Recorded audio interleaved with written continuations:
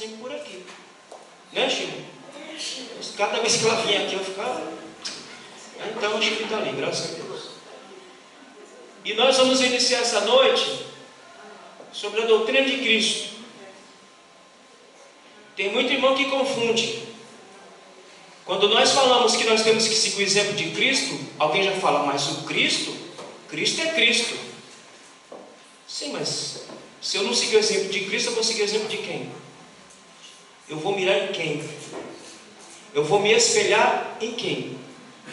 Então abra de novo lá em Mateus capítulo 16. Depois nós vamos ouvir a nossa irmã Conceição também. Terminamos o nosso culto. Lembrando aos irmãos que sábado que vem às 18h30 nós temos o nosso culto aqui em Ação de Graça por 40 anos desta obra. Venha, irmão, chega cedo, porque a gente convidou bastante gente. E eu quero crer que pelo menos o pessoal que eu convidei já confirmaram presença. Então venha sábado às 18h30, aniversário dessa obra, desse ministério, que Deus tem mantido isso aqui com mão forte. Amém? Porque se fosse por nós já tinha fechado 10 vezes. Mas como é a mão poderosa de Deus que sustenta, ela continua em pé para a glória de Deus. Então, no versículo de número 13, lê aí, Jefferson, o verso 14. Ô Irão, tá ligado aqui? 16, 14. Preste atenção. Lê. Eles responderam. Aumenta. Eles responderam: alguns dizem que o Senhor é João Batista, outros que é Elias, e outros que é Jeremias, ou algum outro profeta. A pergunta de Jesus foi, já abre lá em Mateus 1,18. A pergunta de Jesus foi: o que é que os homens estão falando a respeito de mim? Uns estão dizendo que o Senhor é Elias, é Jeremias, ou um dos profetas. Mas aí depois ele vira no versículo 15 e aí ele pergunta para os seus discípulos. Disse-lhe ele: e vós, quem dizeis que eu sou? Nem os discípulos há 2000 anos atrás não souberam responder. Fez-se um silêncio, todo mundo se calou, ninguém falou nada, porque nem eles sabiam responder esta pergunta. Há 2000 anos atrás, eles não souberam. Há 2000 anos à frente, alguns ainda continuam não sabendo responder essa pergunta. Alguns que se dizem que estão no Evangelho, que estão andando com Cristo, que vivem com Cristo, se você perguntar quem é o Cristo para ele, ele não sabe. Não, Cristo é um curandeiro. Cristo é um corretor de imóveis. Ou ele é um dono de agência de carro. Se há 2000 anos eles tiveram dificuldade para responder, imagine a igreja de hoje. Imagine o povo de hoje, a dificuldade que não tem. Mas olha que no versículo 16, alguém respondeu. Pedro respondeu. E Pedro disse: tu és o Cristo, o Filho do Deus vivo. Mas o engraçado é que Pedro não respondeu a partir dele mesmo. Se você ler o versículo 17, Jesus diz: olha, Pedro, você só respondeu essa pergunta porque o meu Pai te revelou. Porque se meu Pai não tivesse te revelado, nem você responderia.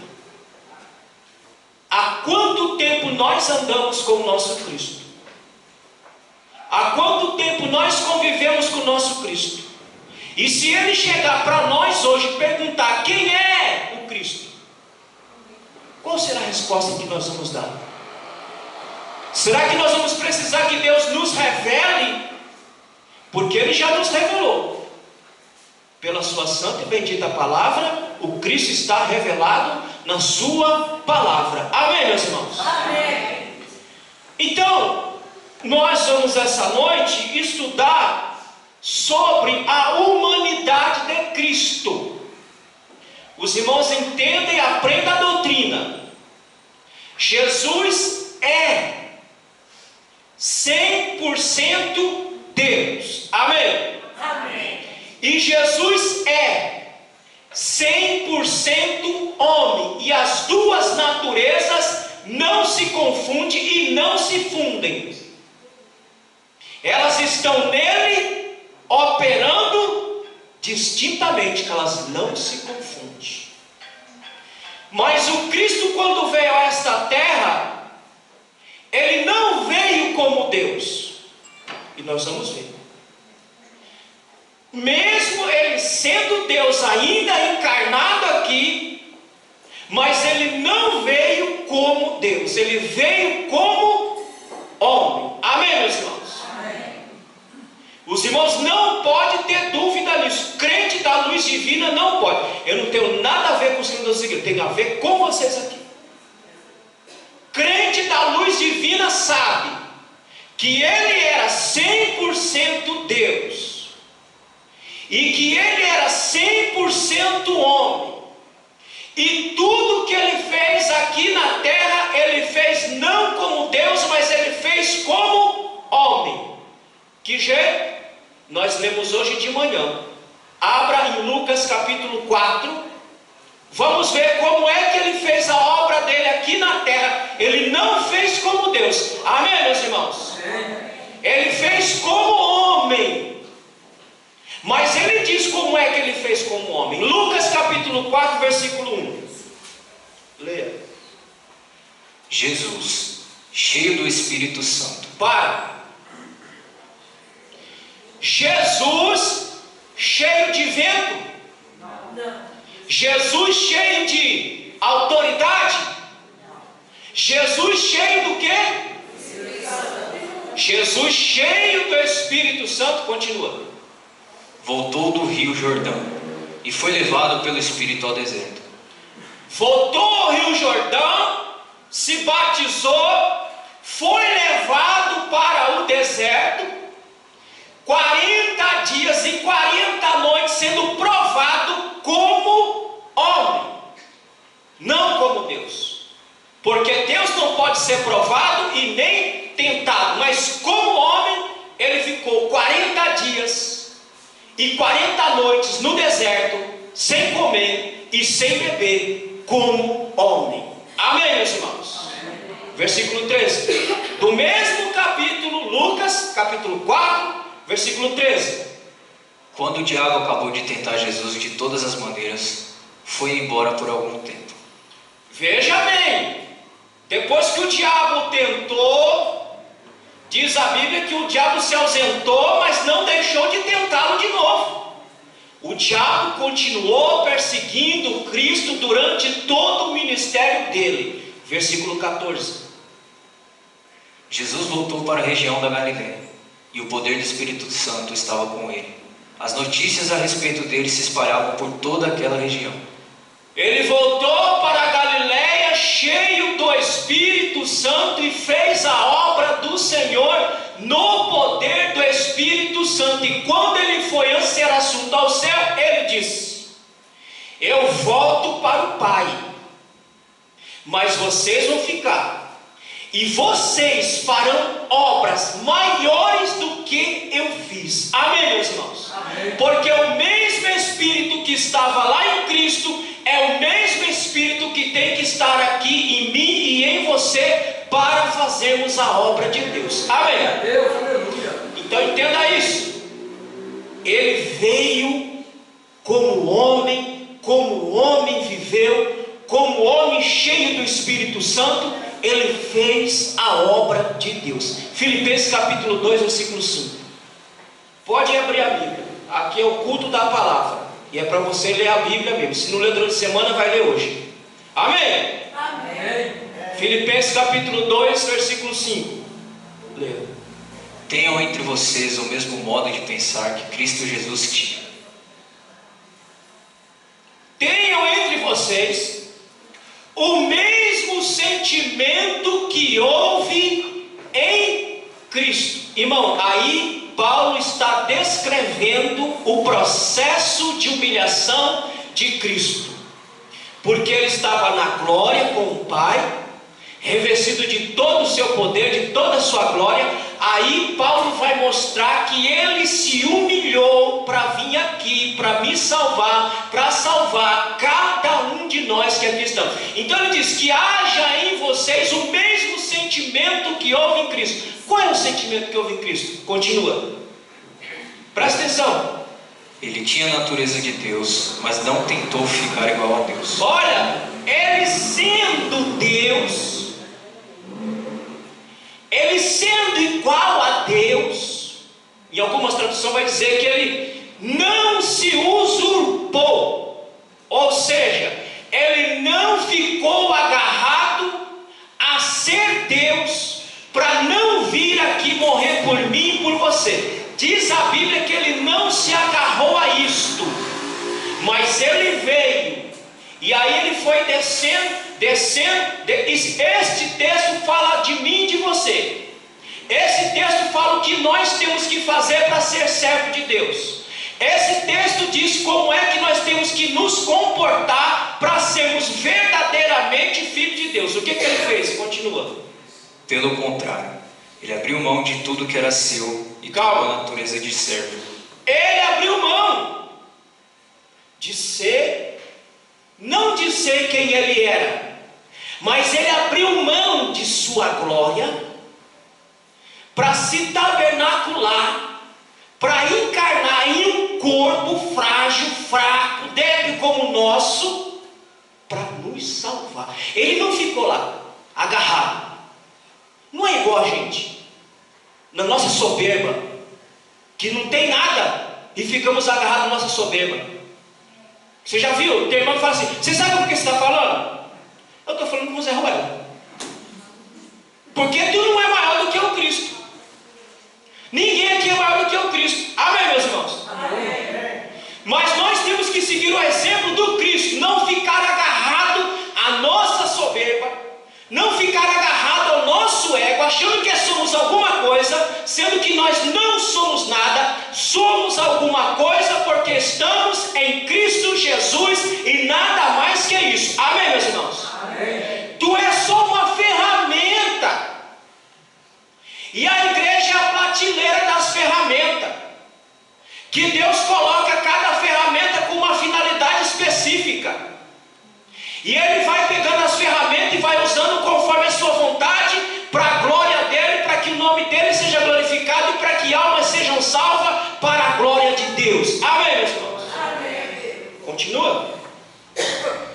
Pelo contrário, ele abriu mão de tudo que era seu e tomou a natureza de servo. Olha, ele tomou a natureza do quê?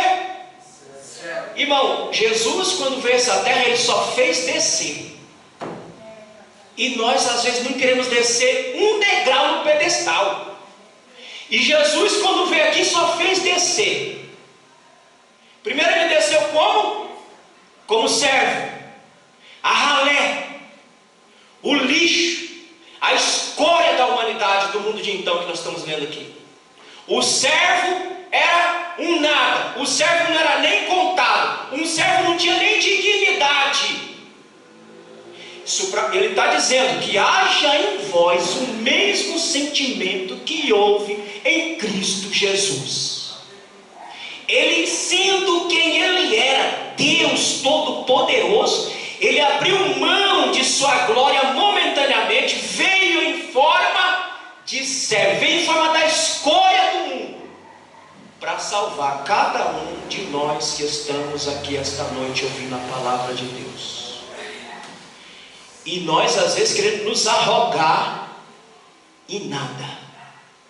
Então ele diz: olha para ele e faça o mesmo que ele. Ele veio em forma de servo. Que mais? Ele vai descer mais, tornando-se assim igual aos seres humanos. Tornando-se igual aos seres humanos.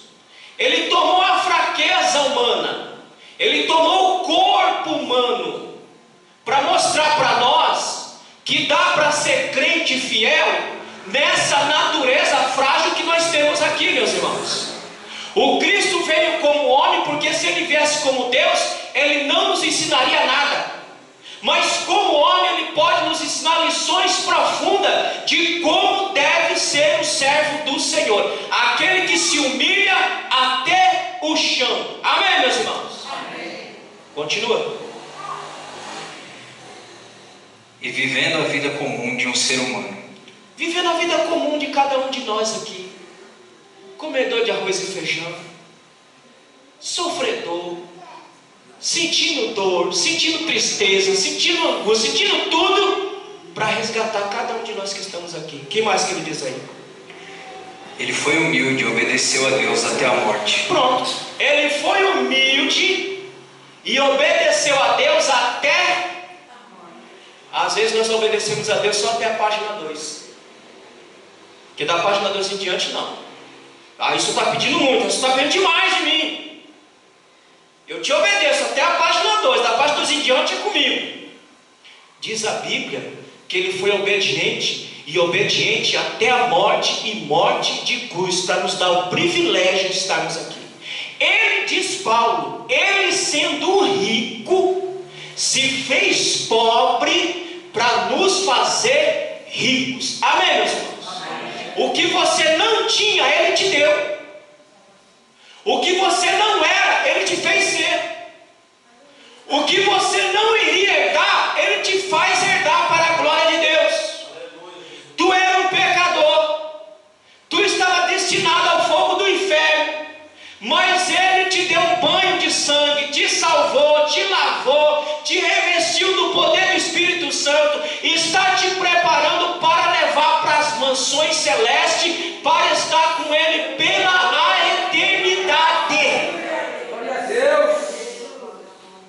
Portanto, meu irmão, siga o exemplo do pastor Luiz, não, siga o exemplo de Cristo, que sendo em forma de Deus, não se agarrou a isso, mas desceu em forma de servo, em forma de homem, foi obediente até a morte, e morte de cruz. Quando é que nós somos humildes, meus irmãos? Porque humildade nada mais é do que você abrir mão do seu direito para beneficiar outrem. Quando é que nós somos humildes? Quando é que você pode olhar para um ser humano e falar assim: jaz aqui, ou eis aqui um homem e uma mulher humilde? Quando é? Quando nós nos tornamos 100% humilde. Quem me ajuda? Diga. Quando estamos mortos. Quando você é um pedaço de carne que está prestes a apodrecer, ali tu é humilde. Morto não fala, morto não reclama. Ali eu posso dar um murro na tua cara, tu não vai reclamar. Eu posso te xingar, você não vai revidar. Eu faço o que eu quiser com você, porque você está morto. Qual é a lógica do Evangelho? Mateus capítulo 16, versículo 24. Negue-se a si mesmo, morra. Porque só dá para ser humilde se eu estiver morto. O problema é que tem muita gente viva dentro do Evangelho. Dentro do Evangelho só dá para ter morto em Cristo e ressuscitado em Cristo para a glória de Deus. Amém, meus irmãos? Porque aí nós vamos aprender a abrir mão do nosso direito para beneficiar o outro para a glória de Deus. Então nós estamos vendo que Cristo era 100% homem, como eu, como você. Vamos ver mais acelerado de verdade. Mateus capítulo 1, versículo 18. No nascimento de Jesus, vamos ver, porque tem irmão que, tem irmão que acha que Jesus era um ET, né? Acho que Maria engravidou e aí pronto, aí já foi-se embora, já nasceu logo, e aí já nasceu grande. Tem irmão que pensa que já nasceu grande, já adulto, já pregando e falando: não, Jesus foi um homem, foi um ser humano como eu e você. A única coisa é que ele não carregava a mancha do pecado em si, mas em todas as outras coisas ele era um homem como eu e como você. Leia Mateus capítulo 18. O nascimento de Jesus Cristo foi assim. Olha, foi um nascimento normal, meu irmão. Um nascimento que durou 9 meses. Que Maria estava lá com o ente querido na barriga durante 9 meses carregando o menino. E ele nasceu num parto normal como eu e você nascemos. Não foi uma cesárea, não foi um parto normal que ele nasceu. E depois ele continuou no processo de crescimento, normalmente como ser humano normal. Leia. Maria, a sua mãe, ia casar com José, mas antes do casamento ela ficou grávida pelo Espírito Santo. Olha, ela ficou grávida de quem? Ela se achou grávida do Espírito Santo, porque o ente divino foi colocado no útero de Maria pelo Espírito Santo. E tem irmão que não entende este negócio. Como é que pode nascer alguém sem ter um relacionamento entre homem e mulher? Mas Deus colocou o ente no útero de Maria. Nós vamos ver por que tinha que ser assim. Continua, até o verso 25. José, com quem Maria ia casar, era um homem que sempre fazia o que era direito. Ele não queria difamar Maria e por isso resolveu desmanchar o contrato de casamento sem ninguém saber. 20. Enquanto José estava pensando nisso, um anjo do Senhor apareceu a ele num sonho e disse: Olha, irmão, José era um homem justo, um crente de Deus, um servo de Deus, porque ele já estava desposado, estava noivo, e para desmanchar o noivado tinha que ser na base do divórcio. E José sabia, se ele fizesse isso com Maria, Maria ia ficar defamada, Maria não ia conseguir casar mais. José, pensando consigo mesmo, digo, eu vou deixar ela em paz, não vou dizer nada a ninguém, vou me embora tranquilamente, para ela poder seguir a vida dela, porque ela deve ter saído com alguém, porque ela está embuchada. Como é que ela embuchou se a gente nem se deitou junto? Como é que ela engravidou desse jeito? E ele foi indo embora, e aí o anjo apareceu a ele, é diferente de nós, diferente da igreja de hoje em dia. A igreja de hoje em dia é uma igreja louca, a igreja sem freio. Tudo que acontece vai para a internet, e põe na rede, põe no YouTube, põe tudo quanto é lugar. Parece um bando de maluco. Toda sujeira joga lá. Mas diz a Bíblia que José não queria levantar escândalo, não queria trazer problema para Maria. Ele disse: eu vou embora. Mas a mão de Deus estava ali. E aí o anjo aparece a José e diz: fica quieto aí, meu filho. O que está lá dentro dela é o ente divino. O que está lá dentro dela foi colocado pelo Espírito Santo. Fica tranquilo que no final vai dar tudo certo. Continua. Então o anjo disse: José, descendente de Davi, não tenha medo de receber Maria como a sua esposa, pois ela está grávida pelo Espírito Santo. Olha, continua. Ela terá um menino e você porá nele o nome de Jesus, pois ele salvará o seu povo dos pecados deles. O anjo estava revelando: esse que está no útero dela é o Salvador, é o libertador de Israel, é o Salvador do mundo, é aquele que vai tirar, é aquele que João viu. Eis o Cordeiro de Deus que tira o pecado do mundo. Amém, meus irmãos?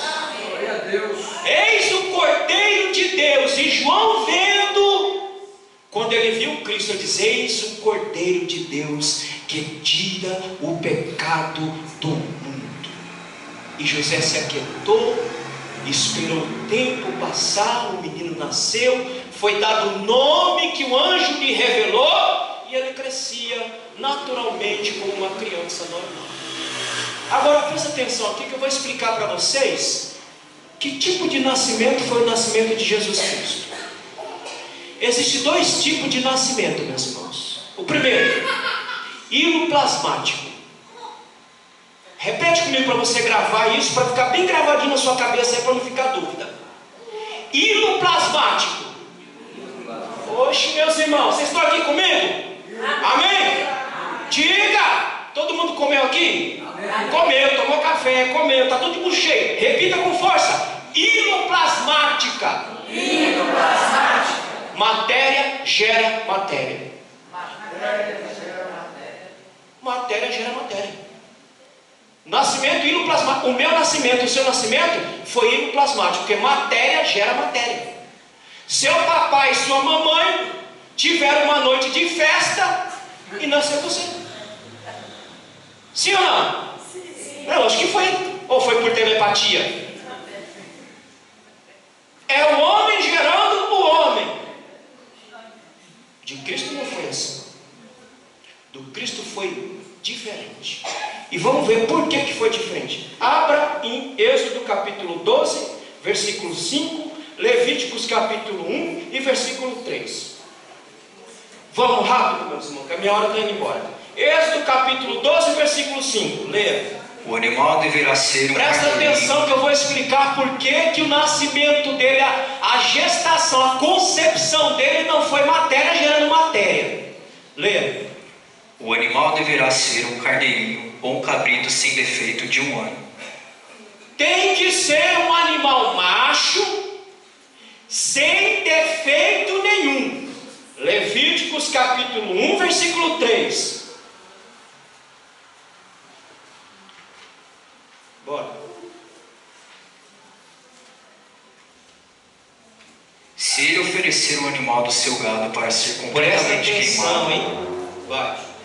se ele oferecer um animal do seu gado para ser completamente queimado no altar, então deverá ser um touro sem defeito, para que o Senhor o aceite. O homem levará o touro até a entrada da tenda sagrada. Tem que ser um animal macho, perfeito, sem nenhum defeito, porque isso está apontando para o Cristo. O cordeiro que foi sacrificado lá na noite pascual, lá na peça ou na passagem do povo, tinha que ser um cordeiro perfeito, apontando para o Cristo. Portanto, Cristo não poderia vir matéria gerando matéria, porque senão viria nele a semente do pecado, e tinha que ser um ente santo, alguém sem mancha, alguém sem mácula, alguém perfeito. Eu falei a vocês que tem 2 tipos de concepção: a hiloplasmática, que é matéria gerando matéria, e a bioplasmática. Repete comigo: bioplasmática. É vida gerando vida. Quem é que colocou o ente lá na barriguinha de Maria? O Espírito Santo colocou o Cristo lá na barriga de Maria, porque tinha que ser santo e perfeito, sem nenhum pecado. Amém, meus irmãos? Amém. Mas ele teve um nascimento como qualquer nascimento que nós conhecemos. Ele cresceu normalmente como qualquer criança cresce. Ele teve cólica como a Maria Flor teve. Ele chorava como a Maria chora. Ele trocava a noite pelo dia, porque ele era uma criança normal, ele não era um ET. E ele foi crescendo e se desenvolvendo naturalmente para a glória de Deus. Amém, meus irmãos? Amém. Portanto, o nascimento não poderia ser fecundação, homem e mulher, mas o próprio Deus colocando Cristo na barriga de Maria, para que pudesse ter condição de salvar o ser humano. É vida gerando vida.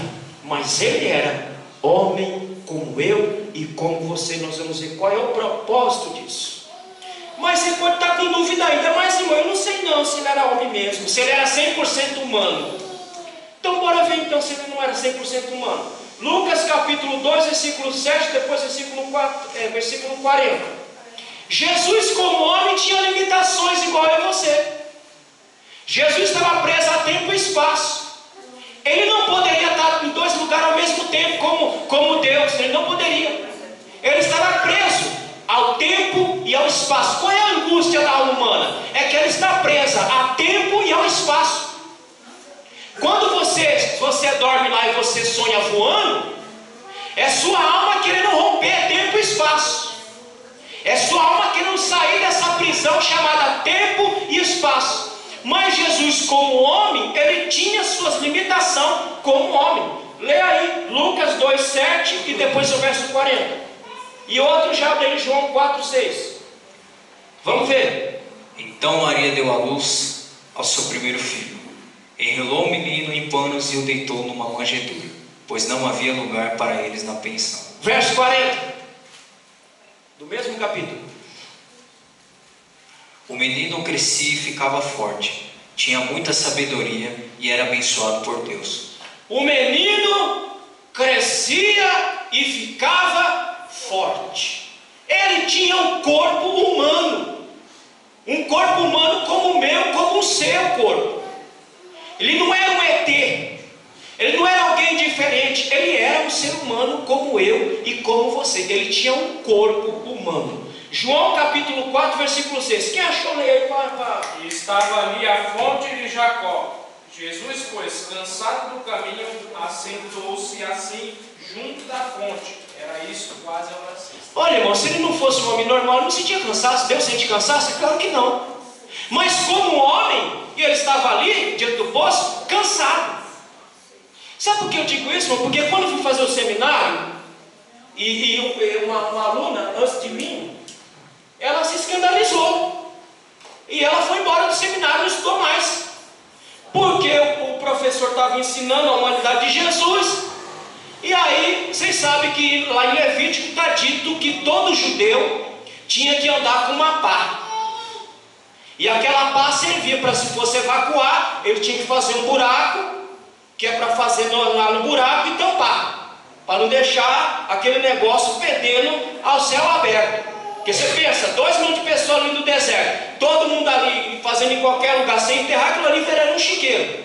Então a ordem de Levítico é: todo judeu carregue uma pá, para que quando for fazer suas necessidades, abra o buraco, faça ali e enterre. Mas aí o professor estava falando para a irmã que Jesus evacuava.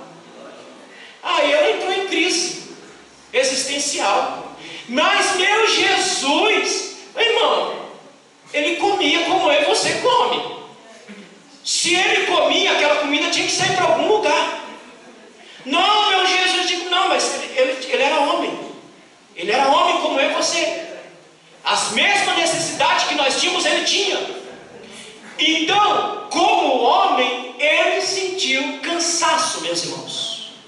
Tudo isso aqui é para você entender que ele veio nessa natureza humana para dizer para mim e para você que dá para vencer o pecado, dá para ser crente nessa natureza nossa fraca e humana. Amém, meus irmãos? Amém. E quando você olhar, olhe para ele. Já falei aqui, crente da luz divina sabe que o modelo a ser seguido não é Isaías, não é Jeremias, não é Moisés, não é ninguém. O exemplo a ser seguido é Jesus Cristo de Nazaré. Amém? Amém. Quer ser cheio do Espírito? Olhe para Jesus. Quer ser obediente? Olhe para Jesus. Quer fazer a vontade de Deus? Olhe para Jesus. É Ele o nosso modelo. É para Ele que nós temos que olhar. Não é para o pastor Luiz. Se você olhar para mim, tu vai errar.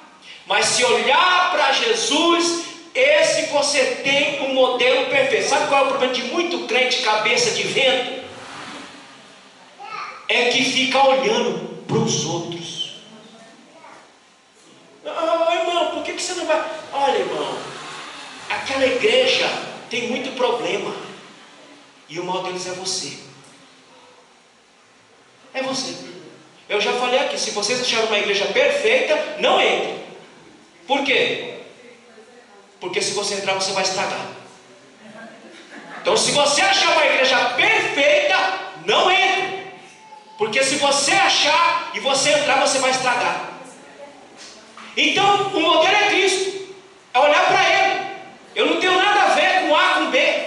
Eu não tenho nada a ver com a palhaçada de um de outro. Não tenho nada a ver. Eu tenho a ver com Jesus. Porque se eu olhar para Ele, meu irmão, eu vou até o final para a glória de Deus. Amém, meus irmãos? Amém. Então não tem essa conversa, mas aquela irmã, aquele irmão. Não, porque tu está mais errado do que ele. Porque em vez de estar olhando pela tua própria vida, está olhando pela vida do outro. Amém? Amém. Foi te dado uma vida, só a sua. Cuide da sua e deixe do outro em paz. Porque ele vai dar conta é com Deus, não é com você. Ah, não, irmão, aquele irmão ali não dá não. Eu fico olhando para ele. Ô irmão, pare, olhe para Jesus. Ele é o nosso exemplo. É Ele. Se todo mundo tivesse olhando para Jesus, irmão, nós não teríamos tanto problema dentro das igrejas. Nós temos problema porque fica uma cambada de cabeça vazia, um olhando para o outro, quando nós temos que olhar para Cristo, em nome de Jesus. Amém, meus irmãos? Amém. É essa a palavra de Deus para mim. É essa a palavra de Deus para você.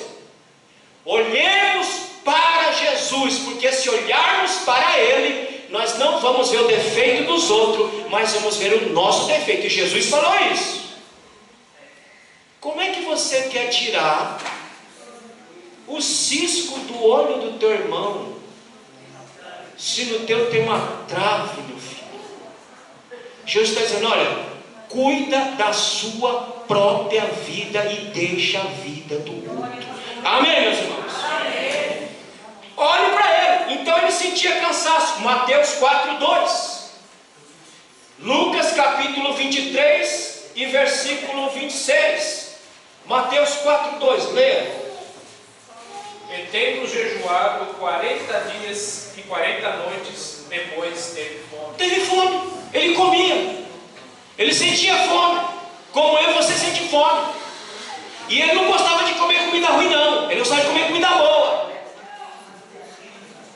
Ele se alimentava porque ele era um ser humano como eu e você. A única coisa diferente entre Cristo e nós, que é abissalmente grande, é que nele não habitava o pecado, mas em nós habita o pecado. Amém, meus irmãos? Amém. Mas mesmo assim, nós temos que olhar para ele para servirmos a Deus. Qual o texto que eu falei aí? Lucas 23:26, leia. E como conduziu constrangido um semineiro chamado Simão, que vinha do campo, puseram-lhe a cruz sobre os ombros, para que levasse após Jesus. Ele tinha cansaço, meus irmãos. Ele tinha cansaço físico. Ele tinha fadiga. Ele tinha fadiga física e fadiga emocional, porque quando ele foi orar lá no Getsemane, ele estava tão cansado fisicamente e emocionalmente que os poros se dilatou e ele começou a suar sangue, de tão cansado que ele estava sentindo. Ora, irmão, um Deus não se cansa, um Deus não sente fome, um Deus não sofre as mazelas que nós sofremos, mas um Deus homem, ele sente tudo que nós sentimos. É por isso que o autor aos Hebreus vai dizer que nós temos junto de Deus um advogado que pode interceder por mim e por você, porque ele sabe o que é ser triste. Aleluia. Ele sabe o que é tristeza. Deus não sabe, irmão. Aleluia. Deus não sabe o que é tristeza. Mas Jesus Cristo sabe o que é tristeza, o que é angústia, o que é dor, o que é fome. Ele sabe, porque ele passou tudo isso. Aí o autor dos Hebreus diz: mas nós temos alguém habilitado para nos socorrer, porque ele sabe o que é sentir dor. Ele pode me socorrer. Naquela dor que você sente, ele pode me socorrer. Naquela angústia, naquela tristeza, ele pode socorrer cada um de nós, porque ele sabe o que é ser triste. Ele sabe o que é angústia. Ele sabe o que é cansaço mental. Ele sabe o que é ser perseguido. Ele sabe o que é ser injuriado. Portanto, só ele pode lhe justificar. Amém, meus irmãos? Amém. Em vez de você ficar falando para A e para B, fale para quem pode resolver. Não adianta eu ficar falando para vocês aqui minhas agruras da vida, porque ninguém vai resolver. Só ele vai resolver, porque ele sabe o que eu passo, ele sabe o que eu sinto. Ele já viveu tudo que eu vivi e viveu muito mais do que eu ainda, para a glória de Deus.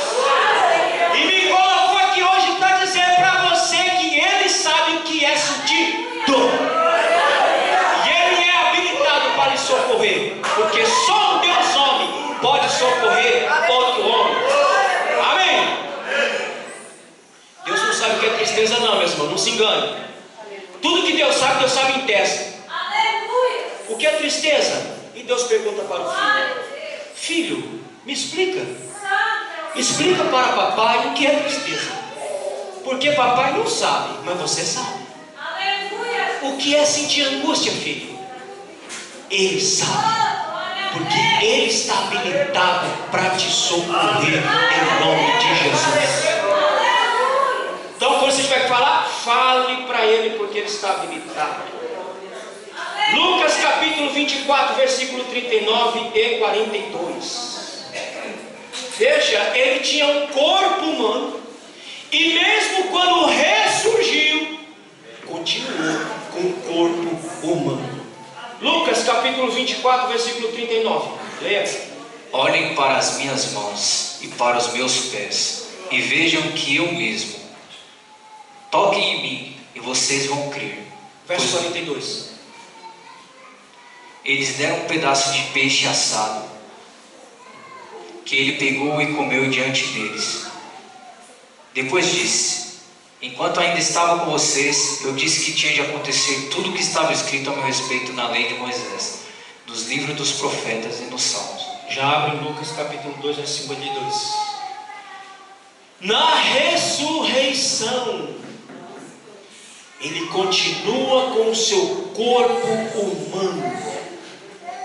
E Paulo diz: assim como Ele é, nós também seremos, porque teremos um corpo glorificado, como o Cristo teve o corpo glorificado para a glória de Deus.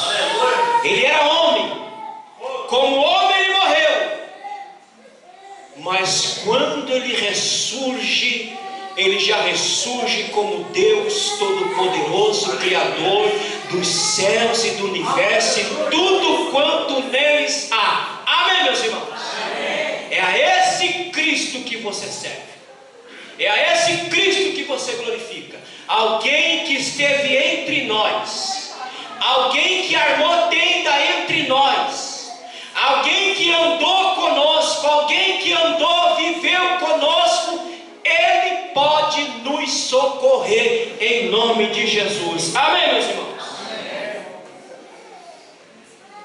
Lucas capítulo 2, versículo 52. Conforme crescia, Jesus ia crescendo também em sabedoria. Hebreus 5:8. Ele tinha mente. Ele tinha uma mente humana como a minha e como a sua. A mente de Jesus não era uma mente fora do comum, não era uma mente como a minha e como a sua, que pensava, que raciocinava, que tinha visões, no sentido de ter ideias. Era uma mente humana como a minha. Mas aí Paulo vai dizer, quando Cristo já foi ressurreto, assunto aos céus, aí Paulo vai dizer em 1 Coríntios capítulo 2, a partir do versículo 14: mas nós hoje temos a mente de Cristo, e tendo a mente de Cristo, nós só sabemos fazer, servir e glorificar ao Senhor para a glória de Deus. Aleluia. Nós não somos mente vazia, meus irmãos. Quem está em Cristo Jesus tem a mente cheia, porque nós temos a mente de Cristo na nossa mente, que enche e preenche a nossa mente com os pensamentos dos céus para a glória de Deus. Quem está em Jesus, quem tem a mente de Cristo, tem a sua mente preenchida com as coisas do céu. Ele está trabalhando, mas ele está pensando nas coisas do céu. Ele está andando, ele está pensando nas coisas do céu. Ele está vivendo, pensando nas coisas de cima, como diz Paulo, porque nós temos a mente de Cristo para a glória de Deus. Amém, meus irmãos? Amém. Olha, ele tinha emoções. Como eu e como você, ele tinha emoções. Vamos ler? João capítulo 12, versículo 27, João 13, 21. Ele tinha emoções. Só um Deus homem tem as mesmas emoções que eu e você. Leia, João capítulo 12, versículo 27. Agora a minha alma está perturbada. E que direi, meu Pai, salva-me desta hora, mas para isso vim a esta hora. A minha alma está extremamente angustiada. A minha alma está extremamente triste, pesarosa, Pai, pela hora que se aproxima, porque Cristo estava vislumbrando o seu sacrifício final por cada um de nós. Alguém diz: quem matou Jesus? E alguém apressadamente diz: foi os romanos, foi os judeus, e pela mão dos romanos o judeu matou Jesus. Não. Sabe quem matou Jesus? Você matou ele. Você colocou ele naquela cruz. Ele não precisava estar naquela cruz. Ele não precisava passar por tudo que ele passou. Ele não precisava ser esbofeteado. Ele não precisava ser chicoteado. Ele não precisava ser xingado. Ele não precisava ser humilhado. Você colocou ele naquela cruz do Calvário, porque ele veio para salvar a sua alma pecadora. Cada um de nós colocamos ele naquela cruz, cada um de nós, porque ele veio morrer pelo meu pecado e pelo seu pecado. Amém, meus irmãos? Se te falta motivo para glorificar, eu te dou esse agora. Lembre, foi você que colocou, foi você que cravou aquele escravo na mão e no pé, foi você que colocou aquele espinho, aquela coroa de espinho na cabeça dele, foi você que espetou ele com lado, com aquela lança que saiu água e sangue para trazer vida eterna para cada um de nós, para a glória de Deus. Então pare de ser ingrato. Pare de ser ingrato. Agradeça o que ele fez por você.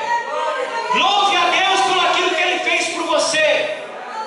Levante a mão para os céus e diga: Senhor, obrigado, eu me coloquei lá, mas o Senhor me deu salvação pela sua bendita misericórdia. Pare de ficar se lastimando da vida. Ah, mas eu estou fraco. Ah, mas eu estou desanimado.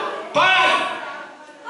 Porque a Bíblia diz em 1 Coríntios capítulo 15, versículo 57, que nós somos mais do que vitoriosos em Cristo Jesus. Amém, meus irmãos? Glorifique a Ele. Exalte a Ele. Porque só Ele é digno de ser exaltado.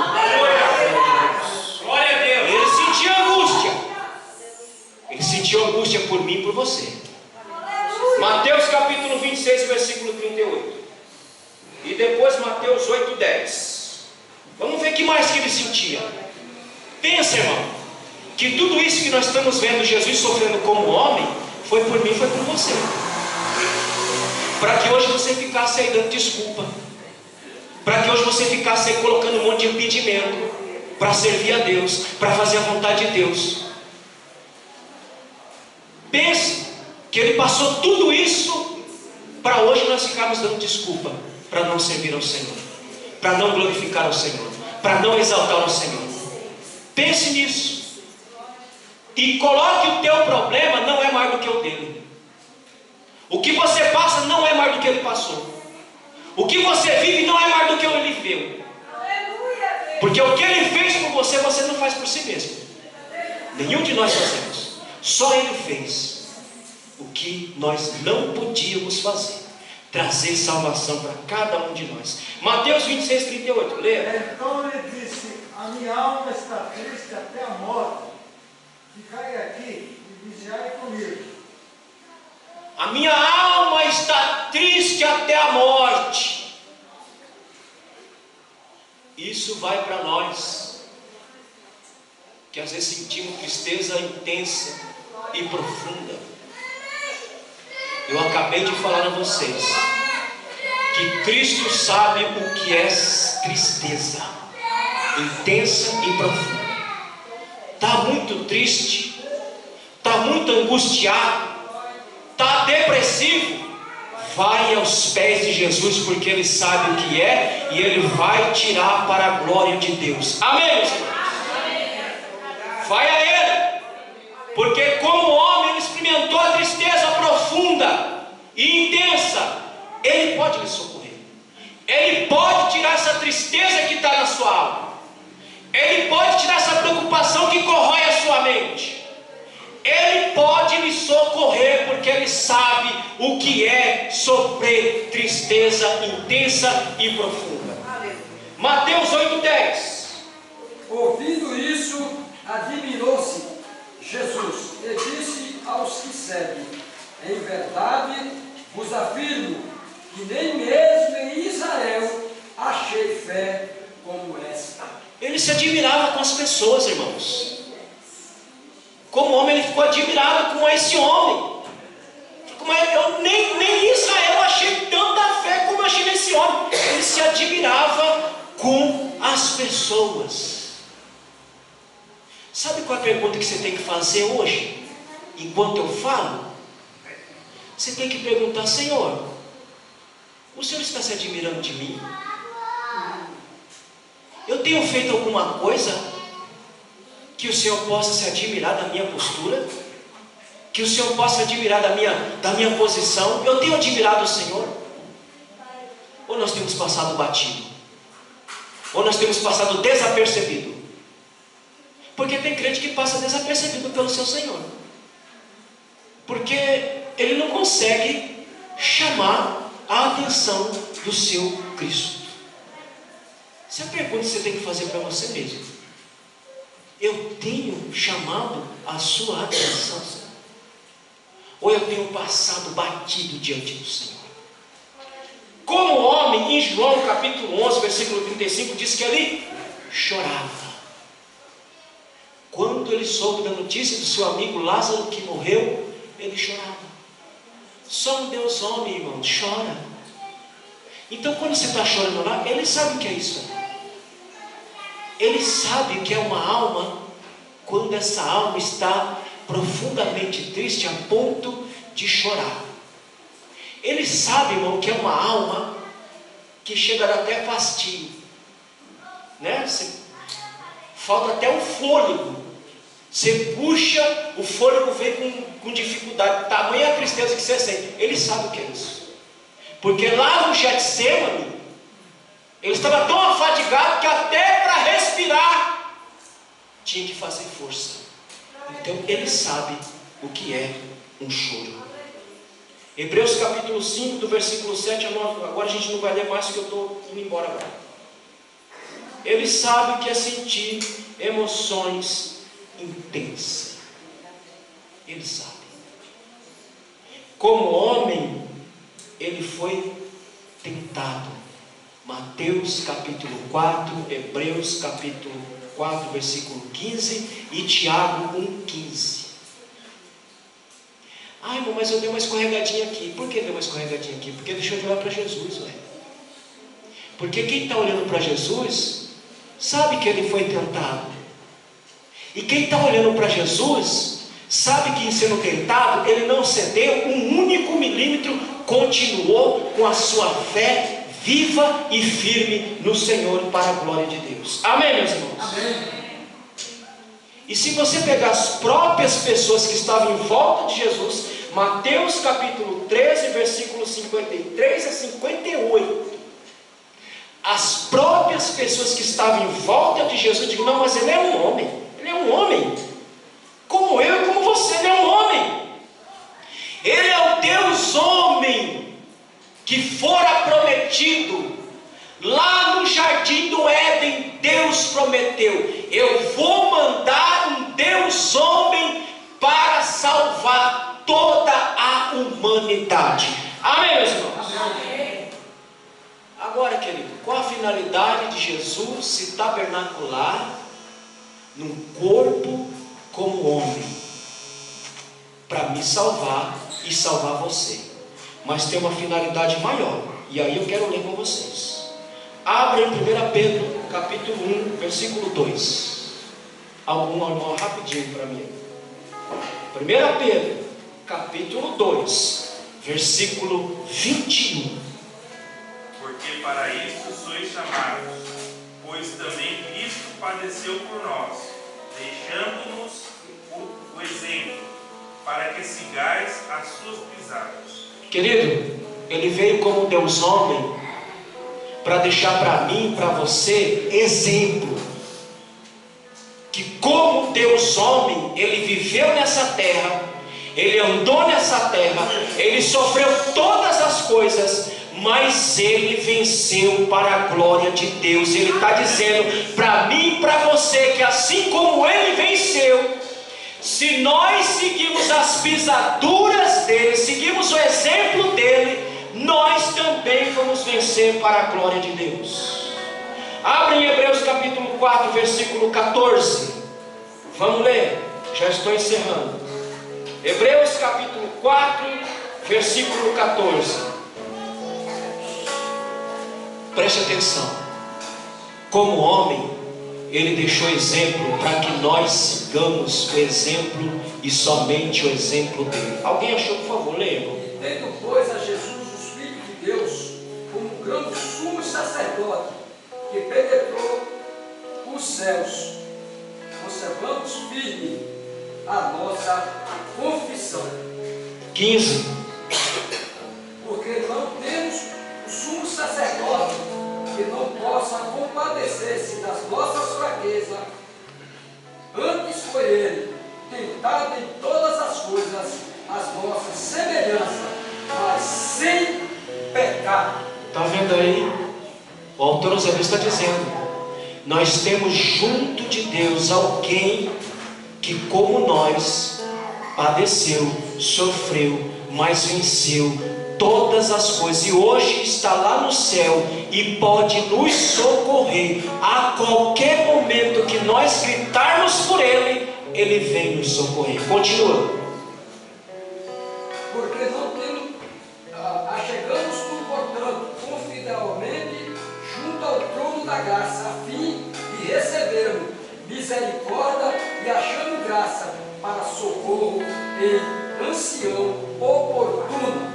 Acheguemo-nos, pois, a Ele, porque Ele pode lhe socorrer, Ele pode lhe ajudar, porque como homem, Ele veio para deixar o exemplo para que nós sigamos em nome de Jesus. Amém, meus irmãos?